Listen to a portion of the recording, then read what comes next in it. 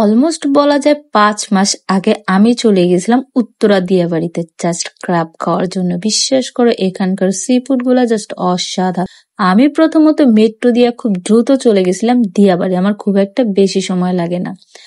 যদি বলতে যাও ঢাকার উত্তরা দিয়াবাড়ি এখন অনেকটা জনপ্রিয় একটি জায়গা, হাঁটতে ঘুরতে আর খেতে বসার জন্য বেস্ট জায়গা। এখানে খাবার তালিকা রয়েছে মজার মজার জনপ্রিয় সি ফুড, সেখানে পাওয়া যায় ফ্রেশ মাছ, ক্র্যাব। তবে বলা যায় দিয়াবাড়ির সি ফুডের মধ্যে ক্র্যাব ডিশটা অনেকটা জনপ্রিয়, যেখানে সন্ধ্যার সময় গেলে বাতাস, লাইটিং আর পরিবেশটা দেখা যায় অসম্ভব সুন্দর। আর তোমরা ভিডিওর মধ্যে সেটা দেখে অনেকটা অলরেডি বুঝে গেছো যে খাবারটা কতটা ফ্রেশ। এখানে সকল ধরনের খাবারের তালিকা থাকলেও বিশেষ করে সবাই সি ফুডটাই বেশি খায়, যার কারণে আমিও তাদের মধ্যে অন্যতম একজন। বিশ্বাস করো ক্র্যাব নর্মালি আমি অনেকবারই খাইছি, অর্থাৎ ঢাকাতে না কক্সবাজার গিয়ে। তো ফার্স্ট টাইম ঢাকাতে খাওয়া হলো।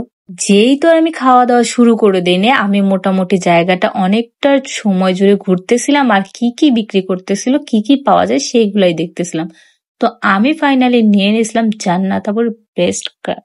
আমি ওনার ক্র্যাবটা নেওয়ার উদ্দেশ্য হচ্ছে একটু কালো কালো টাইপের, কালো ভুনা টাইপের, যে কারণে আমার ওনারটাই নেওয়া। কয়েকটা দোকানে দেখেছি বাট আমার ওনারটাই বেস্ট মনে হয়েছে। তো সত্যি কথা বলতে আমরা ক্র্যাব নিয়ে নিয়েছি আর একটা কোক নিয়ে নিয়েছিলাম, আর হচ্ছে নর্মাল যে আটা রুটি হয় সেটা নিয়ে নিয়েছে। এর আগে যে আমি কক্সবাজার গিয়েছিলাম তখন যে আমি ক্র্যাবটা খেয়েছিলাম আমার তেমন একটা টেস্ট লাগে নাই। কেন লাগে নাই? সেটা একটা হলুদ হলুদ টাইপের কালার, যার কারণে আমার খেতে বা রুচিতে আসতো না। একবার নিয়েছিলাম বাট আমার একটু টেস্টি মনে হয়নি।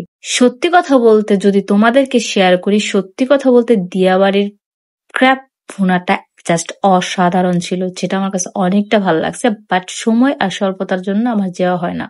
বাট সত্যি কথা বলতেছি এখন এডিটিং এর সময় আমার মনে হচ্ছে আমি আবারও দিয়াবাড়ি যে আমি ক্র্যাব খাই রুটি দিয়ে, জাস্ট অসাধারণ, একদম কালো ভুনা টাইপের মাখো মাখো।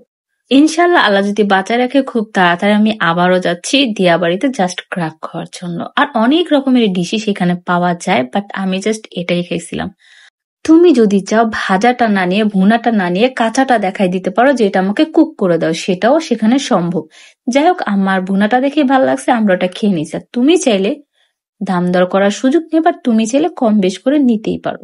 সবকিছু যেমন তেমন, পরিবেশটা একদম খোলামেলা, আর হচ্ছে ক্র্যাব খাওয়া প্লাস হচ্ছে কোক না হলে তো আমার একদমই চলে না। সবকিছু খেতে খেতে আমি ঘামাই যাচ্ছিলাম, কারণ সেখানে ফ্যানের কোনো ব্যবস্থা ছিল না। যদিও বলতে পারো যে খোলামেলা একটা পরিবেশে খাওয়ার একটা মজাই আলাদা, বাট সবকিছুই ভালো লাগছে। বাট ওই দিন তুলনামূলক গরম অনেক বেশি ছিল। আর আমি যে ক্র্যাবটা খাচ্ছি তোমরা দেখে অলরেডি বুঝে গেছো যে মোটামুটি বড় সাইজের। যাই হোক, তো আমাদের খাওয়া দাওয়া মোটামুটি শেষ আর আমরা প্রচন্ড ঘামতেছিলাম, যার কারণে কোক খেয়ে খেয়ে জাস্ট নিজেকে শান্ত রাখার চেষ্টা করতেছিলাম। তো আমরা ওখান থেকে অলরেডি বের হয়ে যাব, তখনই দেখলাম যে সামনে আরো মজার মজার খাবার, বলতে পারো যে বিশাল একটা মাঠ জুড়ে। এখানে অবশ্য তাদের লিস্টটা দেওয়া আছে কোনটা কত। তারপর গাইস আমার তো বাসায় ফিরতে হবে। আমি খাওয়া দাওয়া শেষ করে চলে আসলাম কিউট বাবুটার কাছে। আর এই বাবুটাকে আমি পেয়েছিলাম মেট্রোতে। ও মেট্রোতে খুবই দুষ্টামি করতেছিল আর বারবার আমার ফোনটা চাচ্ছিল। তো আমি বাবুর সাথে দুষ্টামি করা, টিকিট কাটা সবকিছু অলমোস্ট শেষ। এখন আমরা চলে যাব বাসায়। তো আমি মেট্রোর জন্য অপেক্ষা করতেছিলাম, মেট্রো আসলে বাসায় চলে যাব। আর কি বলবো, বাসায় তাড়াতাড়ি আসার জন্য অনেক চেষ্টা করার পরেও আমার অনেকটা লেট হয়ে গিয়েছিল। যাই হোক এভরিওয়ান, আজকের ব্লগটা এখানেই শেষ। সকলে ভালো থাকো, আর আমার ভিডিও ভালো লাগলে লাইক কমেন্ট শেয়ার করতে একদমই ভুলো না। আর কারা কারা দিয়াবাড়ির ক্রেপটা ট্রাই করছো সেটা কমেন্ট বক্সে লিখতে একদমই ভুলো না। আল্লাহ হাফেজ।